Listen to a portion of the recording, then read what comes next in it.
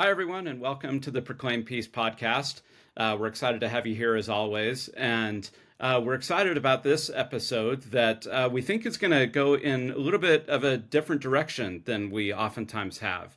Partly because we're going to be expanding the conversation of what peace is and how we think about it and who's included in the discussion and maybe even some of the different forms that it takes. And so it might like challenge and stretch the way that we think about peace and peacemaking. As we approach this, we've thought that's a good thing. And we shouldn't get overly comfortable and just kind of settle into our typical definitions. But we should really want to have as many conversations as partners as we possibly can in terms of people who are really committed to doing good and bringing peace into the world.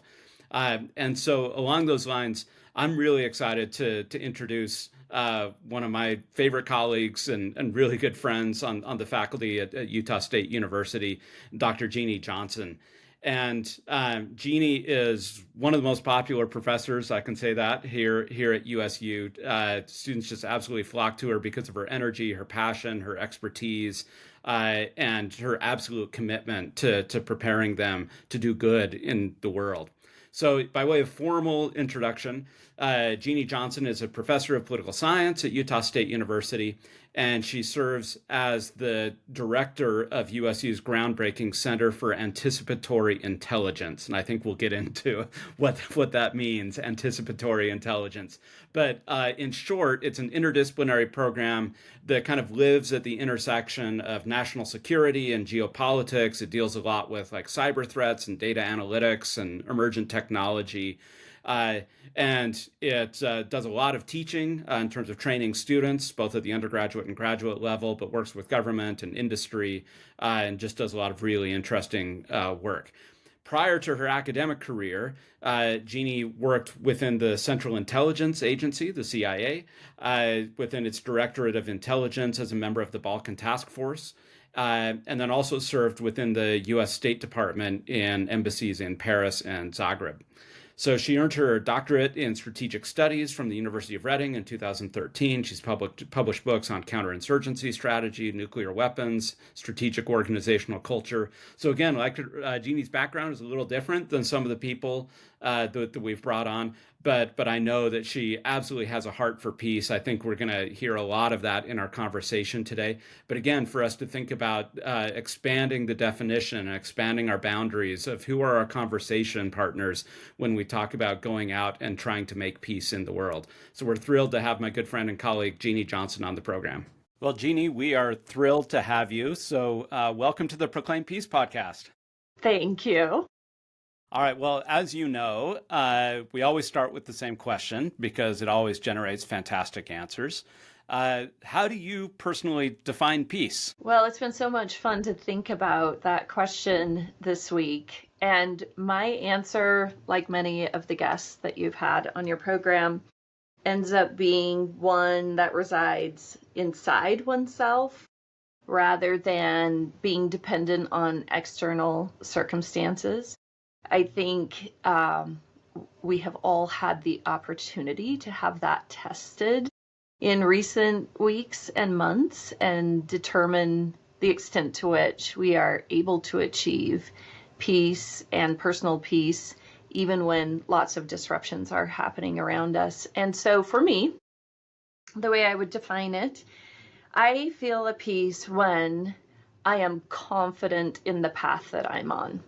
You know, those days when you know you spent the day the right way. And it doesn't matter if the day was stressful. It doesn't matter if the day was intense or there wasn't enough sleep. When you feel strongly confident in concert with the Spirit that you have spent the day the right way, that is peace to me. And again, as many of your guests have pointed out, that has to be led by the Spirit, right? There's really not a way around that foundational concept. I love that answer. And I appreciate, I've been thinking a lot, as you have just said in the last few weeks, about how much in a society that has become so comfortable and well-fed and well taken care of, we have externalized our sources of peace, and we're being asked to do something a little bit differently now. And it's a learning curve, I think, for a lot of us, including myself. But I really appreciate you talking about peace residing in, to some degree, work, right? Residing in us putting efforts behind things that matter to us. And this leads me directly to your bio because it's robust and fascinating. And I would love to hear you talk a little bit about your time at in the CIA or at the State Department, and get your sense of how work in some environments that sometimes people might not associate with peace is, in fact, a source of peace for you and brought meaningful peace and direction to your life. Mm-hmm. Well, I first want to complicate that bio just so that your listeners are even more shocked that you have someone like me on the Proclaim Peace podcast. In addition to CIA and State Department, I was on Secretary of Defense Mattis's Close Combat Lethality Task Force. So, just to ratchet up the complete confusion of your listeners. Jesus said a lot about close combat lethality. That was like one of his favorite topics. Right there in Luke. So I think first off, it's appropriate to say that, as you have pointed out in prior podcasts, and as Patrick points out in his book, Proclaim Peace, there is a fair amount of compartmentalization that goes on with Latter-day Saints. We often really divide ourselves between our work life and our religious life. And so I think the only honest way to answer your question is to say that for a long time, I didn't think much about how or where those needed to be blended or treated in unison. And it's only as I have grown older and my convictions about the things and the values that are really important to me have deepened that I have started to actively and intentionally seek ways to blend those.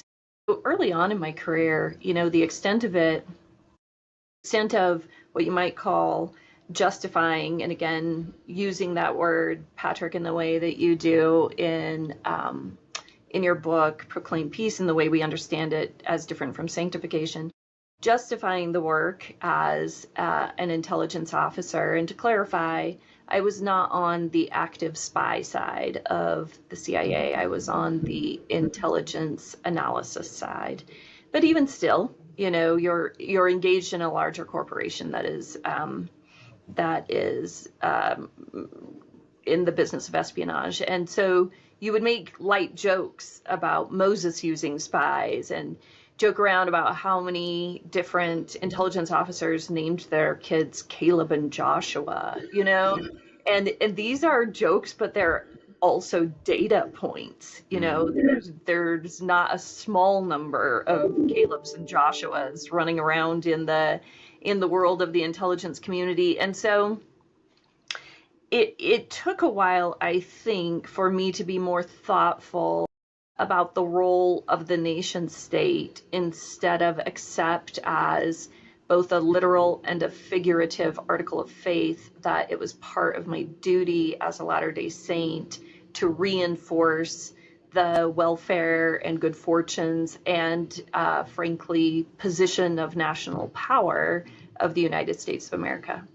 So it took a while to be thoughtful about that. I really appreciate that and that kind of honesty, in the sense that you've grown into that. And as you've gotten experience and wisdom on the professional side, but also the way that that's been matched with, and that this, I just know you to be somebody who's profoundly thoughtful and deeply committed to your faith, and that kind of spiritual maturity that maybe we don't always have these things figured out in our 20s or even in our 30s or 40s, right? That these are deep and knotty questions. I mean, knotty. Yes. Maybe the other kind of knotty sometimes too. But I really appreciate that. I I want to ask, but before we dive into some Book of Mormon stuff, I want to ask about another part of your bio too. So we talked about the Center for Anticipatory Intelligence, and I have to say, I mean, I've just witnessed like the amount of like energy and like the passion that so many of your students have. I mean, Jeannie's just known as like one of the best professors here at Utah State. Students just absolutely gravitate to her and her program. So can you talk a little bit about that and maybe even the way, I mean, because we've had some interesting conversations about even the way that training that you're doing relates to some of the training that I and Chad Ford and other people are doing, you know, on the more explicit peace building side.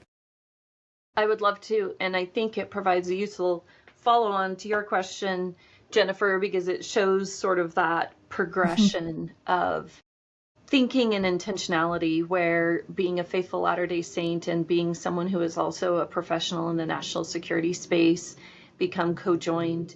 So the foundational sort of motivation for our center, and I know it's a mouthful, right? Center for Anticipatory Intelligence, is to anticipate, therefore built into the center's name, the complex, intertwined, shared problem sets that we have, not just as a nation, but sometimes as municipal communities and also at the global level, and that require concerted effort, a team effort, in order to even begin to address them.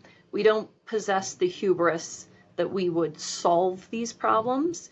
The legitimate technical term for these problems is wicked problems, right?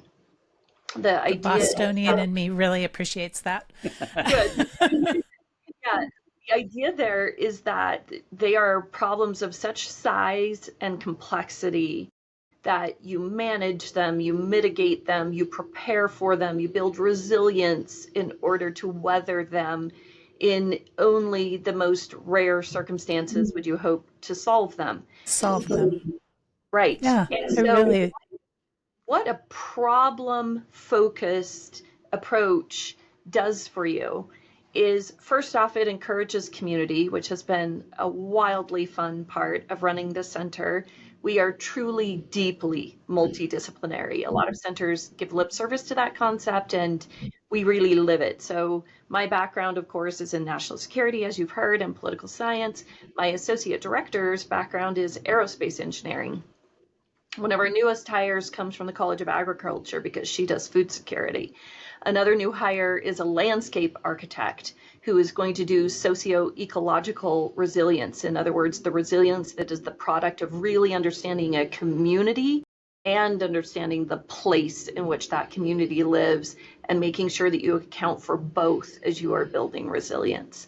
So we have just this wonderful, varied faculty, and students thrive within the program because it's genuinely collaborative. And one of the great strengths of Gen Z is that they want to solve problems together. They want those community ties. They're very hungry for it. And so that problem orientation, the fact that these are shared problems, so really only some of them reside at the national security level. Most of them are human security types of problems. Then, of course, this leads me to your doorstep, Patrick, and to Chad Ford's and to others who are doing amazing work in that same problem set domain. So I'm really intrigued by the notion that Zion is a wicked problem, and that that anticipatory intelligence is exactly the kind of mindset or the kind of framework that we need to be willing to collaborate in or under if we want to build something complex and robust that is resilient to kind of onslaught and harm. And so to me, I'm seeing just these beautiful connections between the work that you've done and the way that we all maybe need to change how we think in terms of not seeing spiritual issues before us or spirit issues facing our society as problems to be solved, but problems to be engaged with, to build community around, to create institutions that can manage, instead of saying, oh, we will only be together once this X problem has been done away with, but instead saying, no, we can be together in spite of X problem if we can build systems and institutions that can support us in that togetherness. So I'm wondering if you would be willing to share a little bit with us about what you think about institutions and their importance, because you've spent your life in the service of them. And now it sounds like you're spending this next phase of your life in the service of kind of creating and building institutions that can be more robust in the face of difficulty. I do want to talk about that, and I want to talk about how my perspective on that has flipped while I have been the director of this Center for Anticipatory Intelligence for the last 6 years. So when we began the center, we began it with what Patrick would call kind of a fortress mindset, right? Or a defensive mindset, not in a negative sense, but in a protector sense. We are here to protect critical systems that underpin the American way of life, to protect institutions and their functionality, to protect individuals and humans. And what I have come to realize as we have continued to hone the tradecraft that underpins both forecasting and foresight, so two different ways of seeing what's coming. Forecasting tends to be short term, and you can get pretty granular predictions, and we're actually quite good at that. Foresight answers the question, what are conditions ripe for? What kind of disruption or major event are conditions ripe for? We don't know exactly when it will occur. We just know it's highly plausible because the conditions are present. As we have done this work over the last 6 years, what we have come to realize is that no matter how good you are at this intelligence function that we are training into our students, you will still be surprised, and sometimes severely. And so your best course of action, which coincides with our gospel message, is building resilience, and building resilience all the way down. Resilience certainly in our national systems, maybe in our global communities like alliances, or even effective economic communities that are elevating prosperity for a lot of different people. But then resilience all the way down through people's business lives, into their community lives, and then very importantly within themselves individually. So the best opportunity, gift, learning that I can offer to students is learning in this area of resilience, because I will tell you, Jennifer, my expectation for the next couple of years is that we will see severe disruptions to institutions. And we will need to individually and as communities be collections of people who are willing to work together without a lot of structure. And it is interesting to me to see that happening even within the institution of the church. Every new program that is rolled out seems to be rolled out with a stronger emphasis on personal initiative and a decreased emphasis on policy and structure. And I don't know whether that is a preparatory step for us to become more and more accustomed to being in charge of our own spiritual lives and being accustomed to direct those lives without a lot of structure, or whether there's some other objective at work. Clearly, I run a center, and we take great joy in what we call playing as a team, and we are wildly effective because we play as a team. So I have a deep love for the institution that we have created.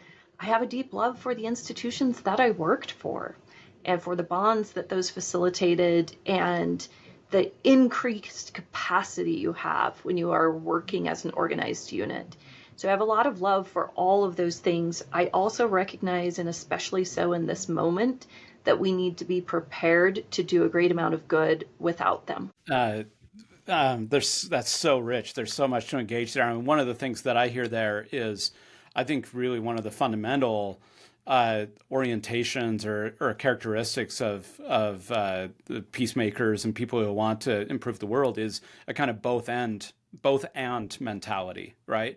A recognition that it's not institutions or individuals, that it's both, and there needs to be a focus on both. And actually, if we're disproportionate or if we neglect one, then it really comes at a cost. The other thing that came to mind as you were talking was actually Jen's message in the closing session of this year's MWEG conference. Or, yeah, Jen, you'll say this better than I will, but when you and Emma got up and said, we've been accustomed, because we've lived through many decades of relative peace and security and stability, especially in the United States. Obviously, it's been different in other places around the world. But we've been accustomed that when problems arose, that the cavalry was going to come and save us. Mhm. And what happens when you wake up and realize that the cavalry isn't coming and maybe you're the cavalry, right? And so, I mean, for me, it's one of the reasons I admire MWEG so much, and all the kind of people who are working in these kinds of spaces to build resilience, to build capacity, to build resilience at the individual level, the community level, all the way up to the national and international level to respond to these things. Can we transition to talk about the Book of Mormon? So throughout this podcast, when we've talked about peacemakers in the Book of Mormon, a lot of times we've gone to some of the usual suspects, right? We've talked about the anti-Nephi Lehis. We've talked about the Zion community in Fourth Nephi. We've talked about this guy named Jesus who shows up on the scene, right, and has some things to say. But one of the things that I appreciated in talking with you, Jeannie, in preparation for this is you talking about ways that maybe we can find some models in the Book of Mormon, and maybe this is one of the great uses of the Book of Mormon, is it gives us some other models of peacemakers and peacemaking in that maybe aren't so obvious or clear cut. And so do you want to talk about that a little bit? Where can we look for some other types of models other than the plainly obvious ones? I would love to. And I should probably tell the listeners that one of the great trials of Patrick's life is that I am on the third floor of Old Main on USU's campus, right by him.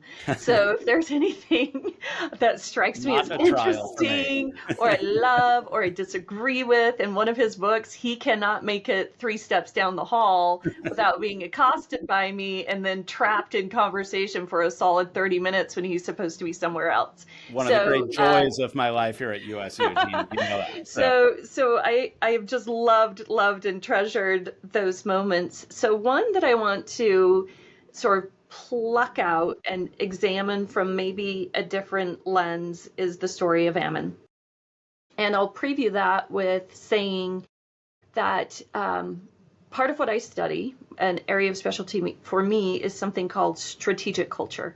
And it looks at the way your national and your organizational cultures, those internal cultures, combine to impact your foreign and security policy. And one of the strident aspects of American strategic culture is our penchant for dichotomies. We love dichotomies. We love dividing things into 2 camps and giving them labels and having them be opposites. And so a temptation in peacemaking conversations is to divide people and figures or stories in the Book of Mormon into camps of there are the peacemakers, and then there are those who have an appetite for violence. And these are 2 different types of people, and they're on 2 different tracks.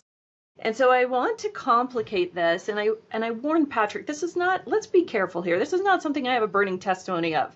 This is something I have some personal conviction about and some experience with, but I'm bringing it to the 2 of you for the purposes of inquiry and an interesting discussion and to gather your thoughts about it. And so a thought that I have is that if we look at the story of Ammon, it is tempting to see Ammon as effective because he was so humble, which is true, because he was willing to do menial tasks, which is true. He is a prince who has made himself a servant. All of this is true. I would like to submit that his raw physical power also played a role. And that rather than making dichotomous this idea of, oh, the strange moments when Ammon committed violence, and then the moments we're more comfortable with, where he is bearing testimony of the gospel, to be willing to entertain a notion that the two did, in fact, in a very powerful way, go hand in hand, and to accept at face value Ammon's overjoyed testimony that this moment of violence, this act of slingshotting and cutting off arms, had been handed to him as a missionary opportunity. I just want to explore that for a minute. And I think the best way to do it would be to run a counterfactual and say, would King Lamoni have sat stunned in his chair and wondered about Ammon and been open and receptive to Ammon's message if Ammon had only been serving in those menial and humble tasks?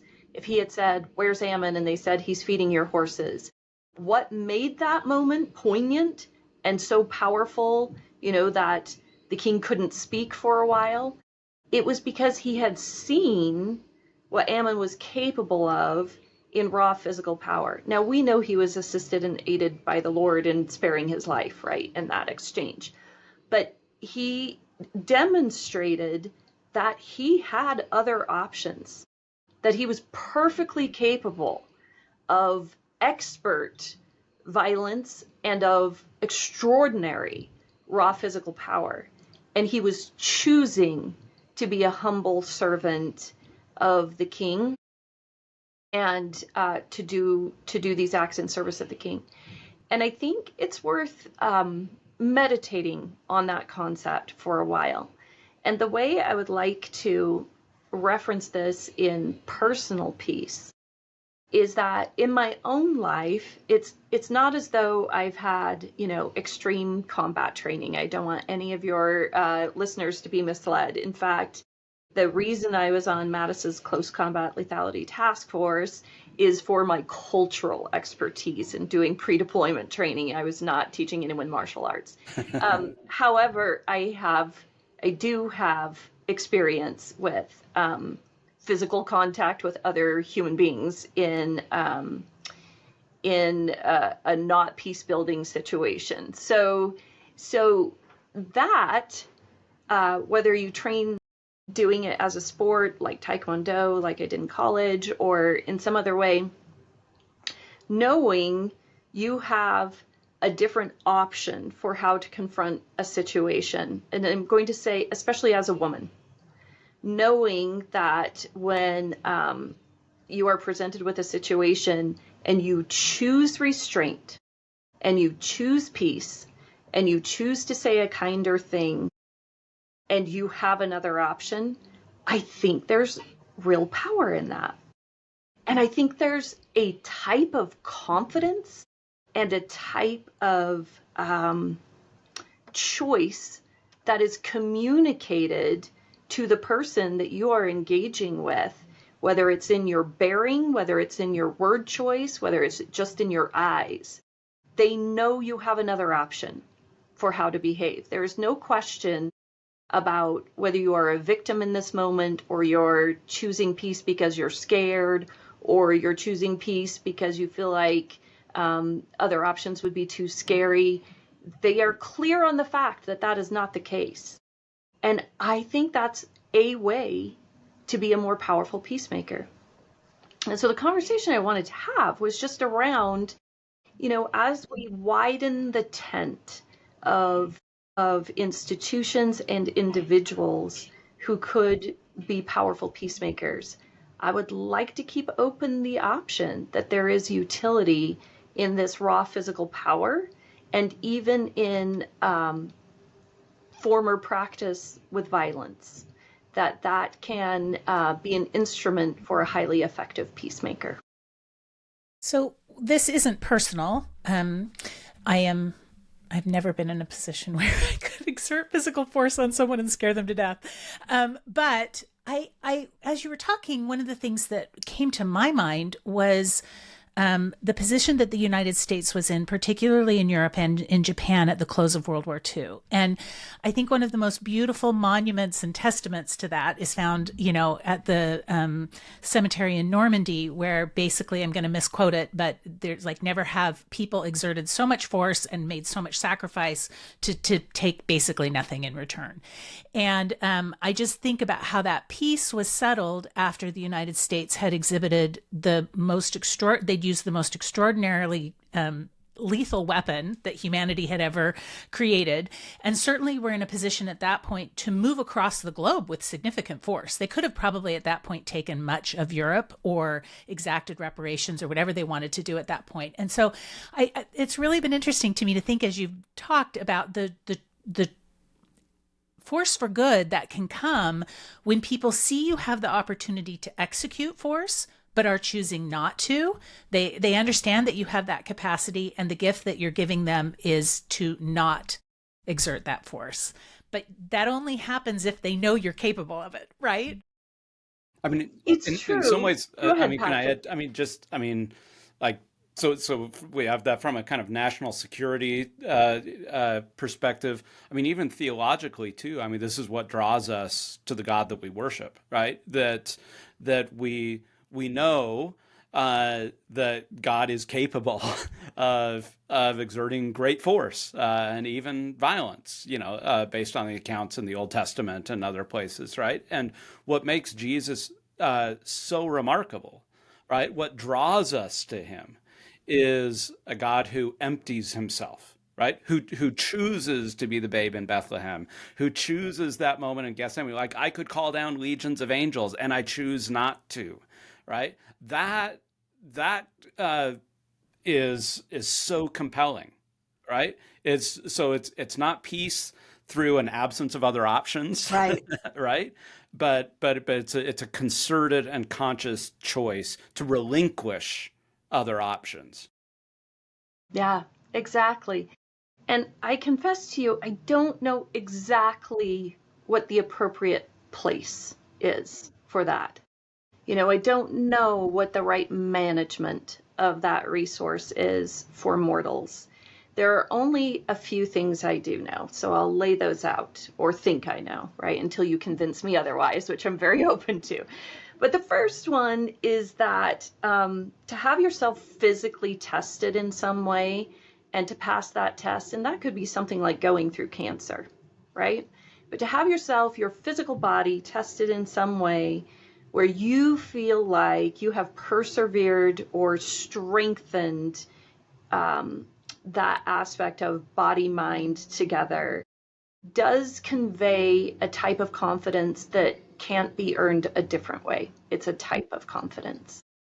And the second thing I know is that in a moment in my life when I had a full room arrayed against me, and I was confessing to Patrick that it's more nerve-wracking for me to be on your podcast talking about these really important things and wanting to get them right than it is for me to face a room full of hostile generals, which I have done and was able to be cool as a cucumber about. And so, this is just really important to get this right. But the second thing I know is that I am grateful for moments when a room was arrayed against you and you had to engage with that kind of hostility and know who you were on the other side of that moment. The third thing I know is that I do think we sometimes exaggerate the negative impacts of violence. And here's what I mean by that before you get very alarmed. Uh, we probably don't remember very many of the fistfights that we had with siblings growing up. We were a high combat unit in my family growing up. There were 6 of us in 8 years, and my mom believed in independence. So there was just a lot of high contact, not exactly sport, in my siblings growing up. I remember almost none of those, but all of us can remember some really searing words that were said to us in our youth, and sometimes very young ages, and we sometimes carry those for a lifetime. And so I do think, you know, finding a way that children and young people can come to know themselves and their physical selves in ways that, you know, a traditional peacemaking perspective might frown on, whether those are martial arts. I know a coach of women's boxing, and he gets teary-eyed every time he talks to me about the increased confidence that women on his boxing teams have across the spectrum of their lives, because they have engaged in this really taxing and difficult experience that allows them a greater sense of control and mastery of self in their lives. You know, where does that reside in building our own inner confidence and making us more effective peacemakers? And the only answer I have to that is the final point, which is what really matters, I think, is the quality of our hearts.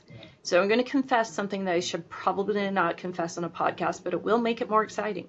So I'll offer it to you. A person who is my very good longtime friend, we met because I punched him, and not softly, okay? So we met. We love hot takes like that, Jeannie. Yeah. That's cool. Yeah. I was in my 30s. I wasn't a teenager. I was in my 30s. I was at a professional conference. So let me just make this more uncomfortable for you. I was at a professional conference. It was the evening time. He was coming back from a beach party. He had had a bit to drink, so he wasn't his most appropriate self. He said something inappropriate to me, and I punched him pretty hard. And he doubled over, and he said expletives. And then he popped back up, and I extended my hand, and I said, "Hello, you know, it's Jeannie. We've met before. I was at a prior conference, you know, da da da da."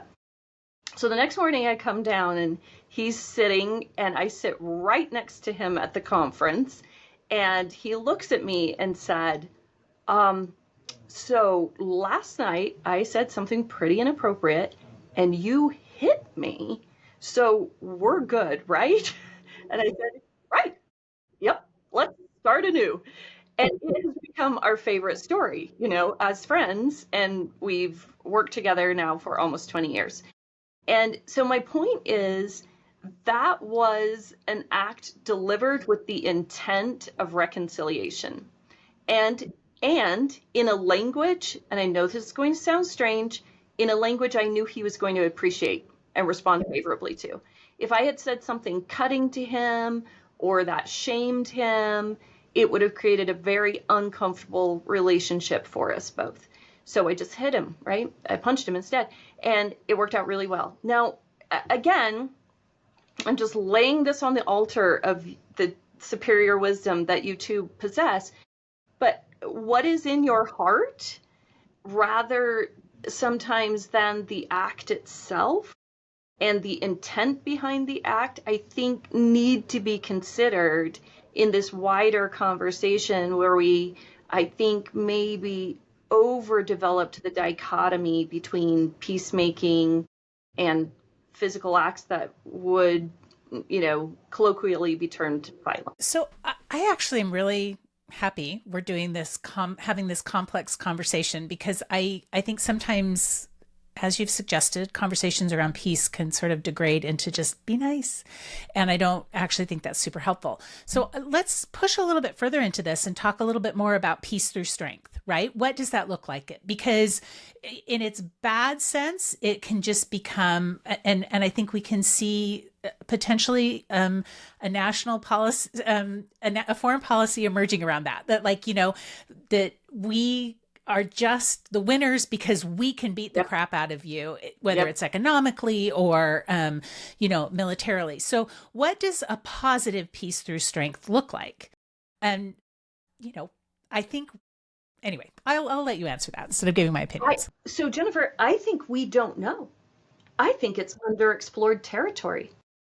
And I think it's really important to explore it because it will need our full energy as connected Latter-day Saints to figure this out. We have an unusual number of Latter-day Saints who work in the national security sector, both in the intelligence community and in the defense establishment.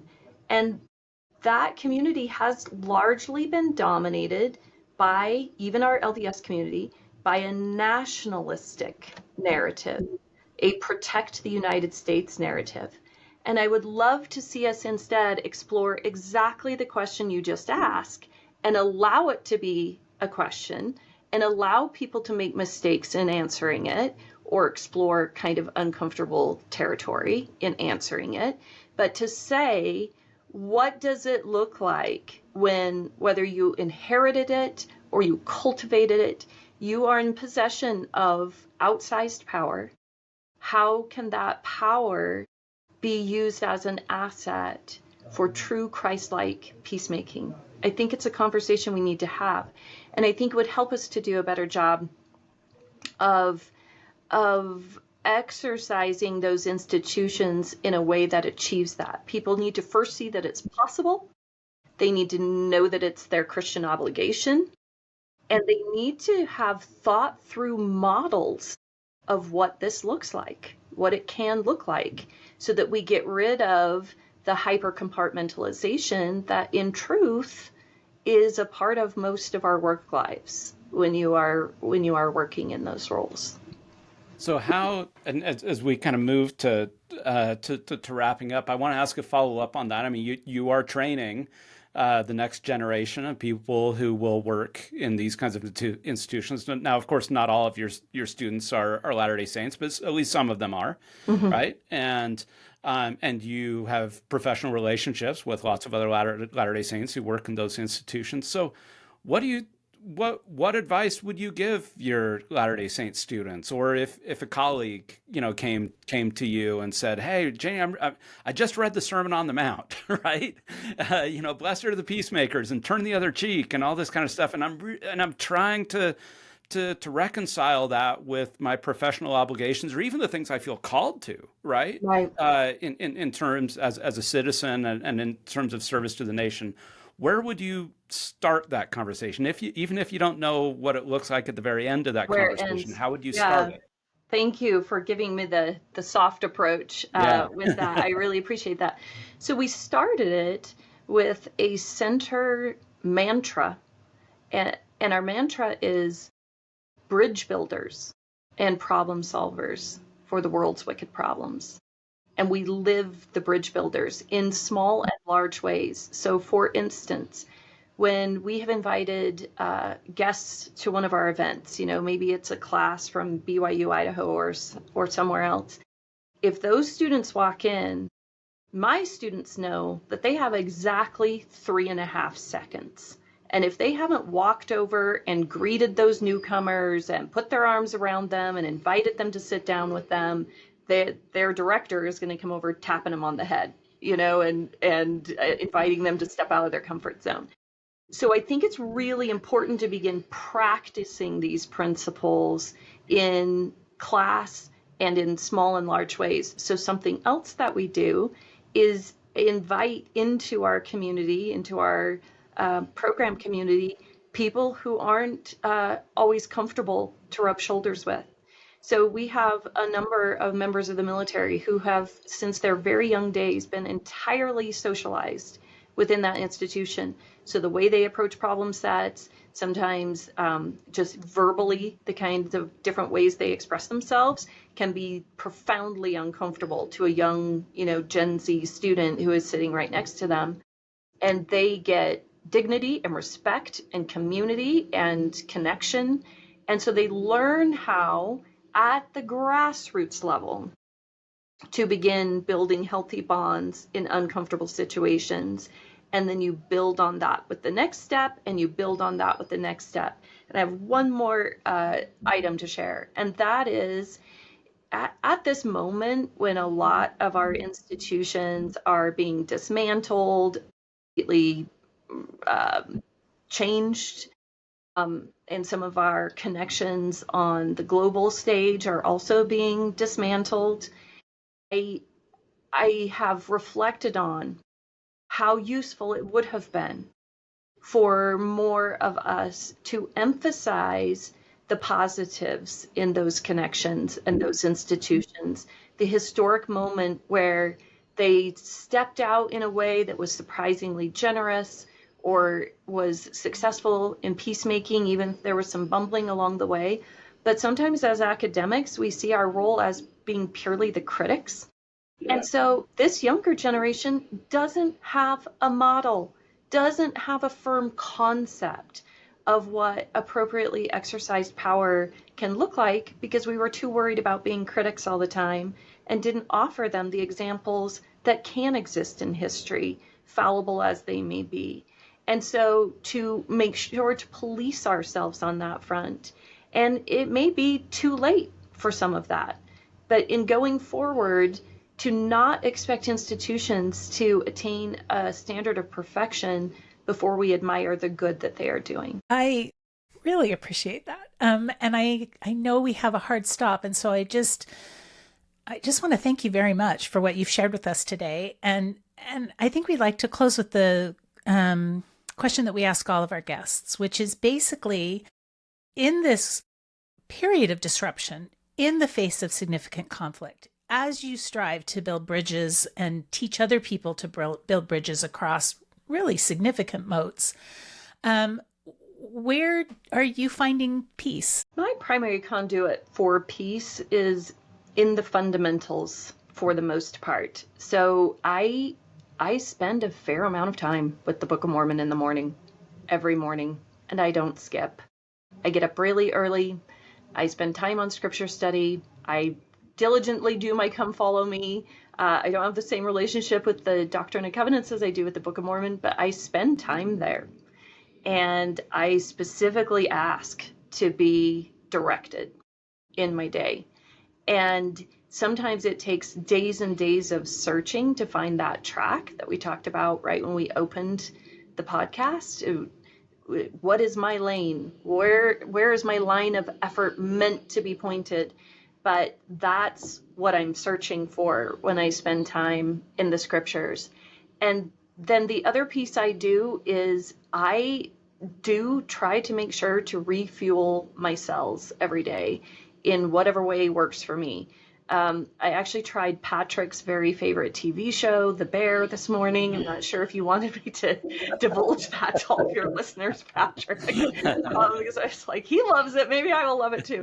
But, finding things that give you simple joys that help just sort of boost the spirit, and truly making time for those, no matter how overwhelming your other tasks are, also really important. Jeannie, thank you so much. It's just a pleasure. I mean, I'm blessed to have you as a colleague and a friend, and I think all of us are really fortunate to hear your wisdom today. So thanks for joining us on the podcast.